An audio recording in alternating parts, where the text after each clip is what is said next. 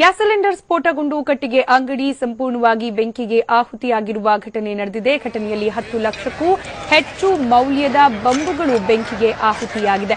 ರಾಯಚೂರು ಜಿಲ್ಲೆ ಸಿಂಧನೂರು ಹೊರವಲಯದಲ್ಲಿ ಘಟನೆ ನಡೆದಿದೆ. ಬಸವರಾಜ ನ್ಯಾದರ ಅನ್ನುವರಿಗೆ ಸೇರಿದ ಕಟ್ಟಿಗೆ ಅಂಗಡಿ ಇದು ಅಂತ ಗುರುತಿಸಲಾಗಿದ್ದು, ಸಿಂಧನೂರು ನಗರ ಪೊಲೀಸ್ ಠಾಣಾ ವ್ಯಾಪ್ತಿಯಲ್ಲಿ ಪ್ರಕರಣ ನಡೆದಿದೆ.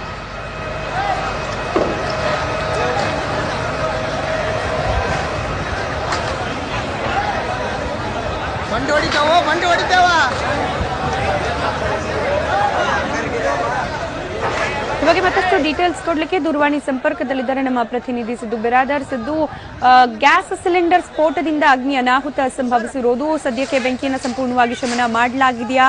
ಹಾಗೆ ನಷ್ಟದ ಸಂಪೂರ್ಣ ಅಂದಾಜು ಹಾಕಲಾಗಿದೆಯಾ? ಹೇಗೆ ಕಳೆದ ರಾತ್ರಿ ಗ್ಯಾಸ್ ಸಿಲಿಂಡರ್ ಸ್ಫೋಟಗೊಂಡಿರೋ ಕಾರಣಕ್ಕಾಗಿ ರಾಯಚೂರು ಜಿಲ್ಲೆ ಸಿನ್ನೂರು ತಾಲೂಕಿನ ಸಿನ್ನೂರು ಪಟ್ಟಣದ ಹೊರವಲಯದಲ್ಲಿರತಕ್ಕಂಥ ಎಪಿಎಂಸಿ ಬಳಿ ಕಟ್ಟಿಗೆ ಅಂಗಡಿಗೆ ಬೆಂಕಿ ಹತ್ತಿರ್ತಕ್ಕಂಥದ್ದು. ಸುಮಾರು 10 ಲಕ್ಷಕ್ಕೂ ಅಧಿಕ ಮೌಲ್ಯದ ಕಟ್ಟಿಗೆಗಳು, ಬೊಂಬುಗಳು ಬೆಂಕಿಗೆ ಆಹುತಿಯಾಗಿರುವಂತಕ್ಕಂಥ ಪ್ರಾಥಮಿಕ ಮಾಹಿತಿ ಲಭ್ಯವಾಗಿರತಕ್ಕಂಥದ್ದು.